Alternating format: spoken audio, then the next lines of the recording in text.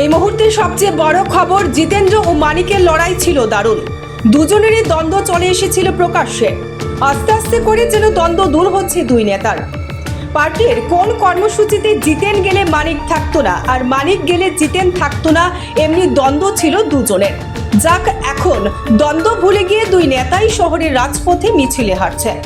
আর কিছুই না, কর্মী সমর্থকদেরকে বোকা বানানো হচ্ছে। সিপিএম এর পলিসি তো এটা। সিপিএম এর এখন জিতেন্দ্র যোগ চলছে। সিপিএম পার্টিতে রাজত্ব করছে জিতেন্দ্র। ঘুরে কি দাঁড়াতে পারবেন রাজ্যে সিপিআইএম? আবারও জানিয়ে রাখছি, এই মুহূর্তে সবচেয়ে বড় খবর, জিতেন্দ্র ও মানিকের লড়াই ছিল দারুণ। দুজনেরই দ্বন্দ্ব চলে এসেছিল প্রকাশ্যে। আস্তে আস্তে করে যেন দ্বন্দ্ব দূর হচ্ছে দুই নেতার। পার্টির কোন কর্মসূচিতে জিতেন গেলে মানিক থাকতো না, আর মানিক গেলে জিতেন থাকতো না, এমনি দ্বন্দ্ব ছিল দুজনের।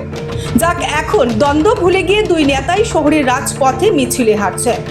আর কিছুই না, কর্মী সমর্থকদেরকে বোকা বানানো হচ্ছে। সিপিএম এর পলিসি তো এটাই। সিপিএম এর এখন জিতেন্দ্র যোগ চলছে। সিপিএম পার্টিতে রাজত্ব করছে জিতেন্দ্র। ঘুরে দাঁড়াতে পারবে রাজ্যে CPIM? Bureau report, SD news media.